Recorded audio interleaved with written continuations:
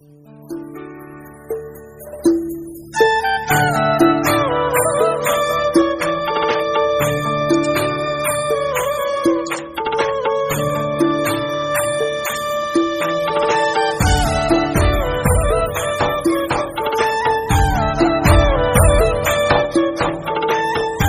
दोस्तों, आज मैं आपके लिए एक बहुत ही मोटिवेशनल कहानी और बातें लेकर आया हूं। उम्मीद है आपको ये वीडियो पसंद आएगी और ऐसे ही सिख कहानी और मोटिवेशनल बातें जानने के लिए हमारे चैनल को सब्सक्राइब जरूर कीजिएगा। दोस्तों, कर्मों को लेकर बहस सदियों से चली आ रही है। कई लोग इस बात को तो मानते हैं कि हम जो बोलते हैं वही काटना पड़ता है, लेकिन कर्मों का फल का और कैसे मिलता है ये कोई नहीं जानता। हमारे कर्म दोबारा लौटकर हमारे पास का और किस प्रकार आते हैं, इस प्रश्न का उत्तर स्वयं भगवान श्री कृष्ण ने अपने एक श्लोक में दिया है। इसे समझने के लिए पहले हमें कहानी सुनेंगे और फिर वह खास लोग जानेंगे, जिसके बाद आप कर्मों के चक्र को समझ जाएंगे। तो चलिए कहानी से शुरुआत करते हैं। एक जंगल में एक बुजुर्ग साधु और उनका एक शिष्य कुटिया बनाकर रहता था। बुजुर्ग साधु बहुत ही ज्ञानी थे। जब भी वह ध्यान करने बैठे तो कई दिनों तक ध्यान नहीं लीन रहते। तपस्या के फल स्वरूप उनके पास भविष्य में होने वाली घटनाओं को भांप लेने की अनोखी शक्ति थी। एक दिन जब साधु ध्यान कर रहे थे, तब उन्होंने देखा कि आज से 8वें दिन उनके युवा शिष्य की मृत्यु हो जाएगी। ये देखते ही उन्होंने अपने शिष्य को अपने पास बुलाया और शिष्य से बोले, कई दिनों से तुम अपने परिवार से नहीं मिले हो। एक काम करो, आज से 7 दिनों के लिए अपने परिवार के पास चले जाओ, उनके साथ भरपूर समय बताओ, लेकिन हाँ, 8वें दिन की शाम होने से पहले तुम मेरे पास लौट आना। शिष्य ने गुरु की आज्ञा मानकर हाँ में सर हिलाया और अपने घर की ओर निकल पड़ा। अपने परिवार से मिलने की खुशी में शिष्य यह देख ही नहीं पाया कि उसके गुरु की आंखों में एक अजीब सी उदासी थी, एक अजीब सा डर था। शिष्य घर जा रहा था, तभी रास्ते में एक नदी आई, जिसके किनारे पर चींटियों का बड़ा झुंड मौजूद था। वो लाखों चिटियां एक दूसरे को सहारा देकर आगे बढ़ रही थीं और भोजन की व्यवस्था कर रही थीं।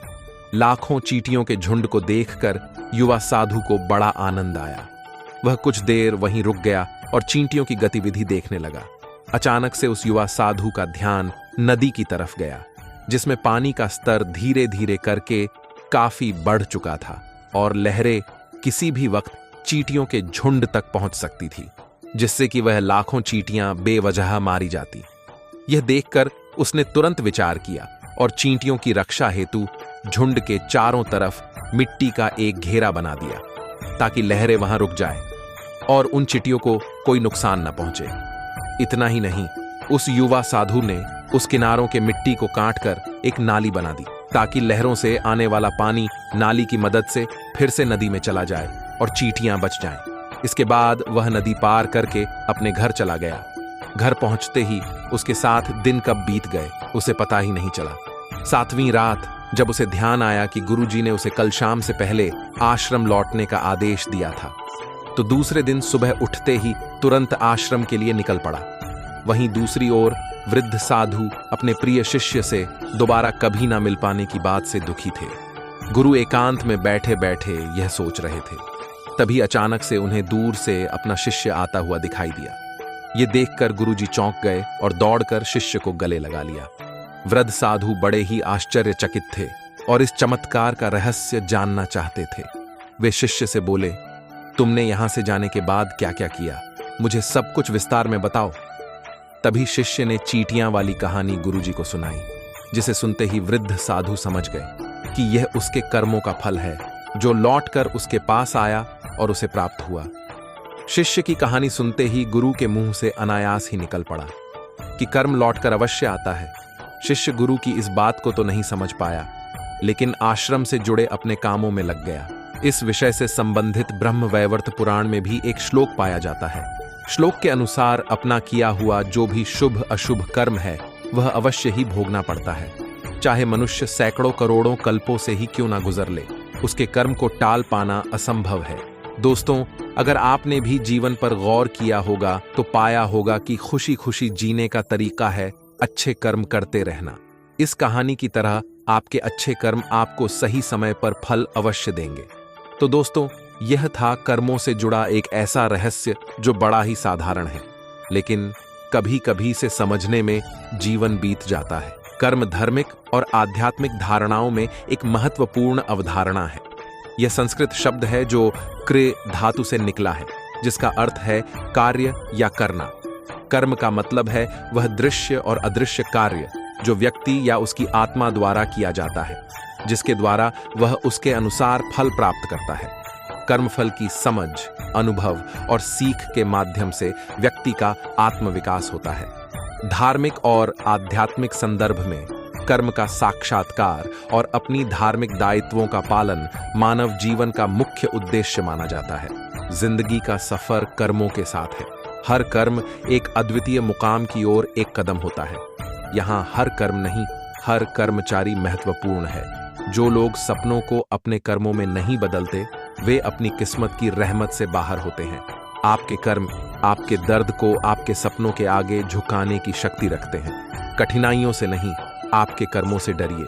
आपके कर्म ही आपका सच्चा परिचय होते हैं। धैर्य और समर्पण के साथ अपने कर्मों को निभाइए और अपने सपनों को हकीकत में बदलिए। याद रखें, कर्म ही आपकी ताकत है और आप अपने आप को किसी भी मुश्किल में जीत सकते हैं। बिना किसी काम के इंसान की जिंदगी बेमानी होती है। कर्म ही है वो माध्यम जो हमें अपने लक्ष्यों की प्राप्ति की दिशा में आगे बढ़ने में मदद करता है। अपने कर्मों में समर्पण और संघर्ष के माध्यम से ही हम अपने सपनों को हकीकत में बदल सकते हैं। जो लोग संघर्ष को नहीं हारते, उन्हीं कर्मयोगी बनते हैं जो अपने कर्म में भगवान का ध्यान रखते हैं।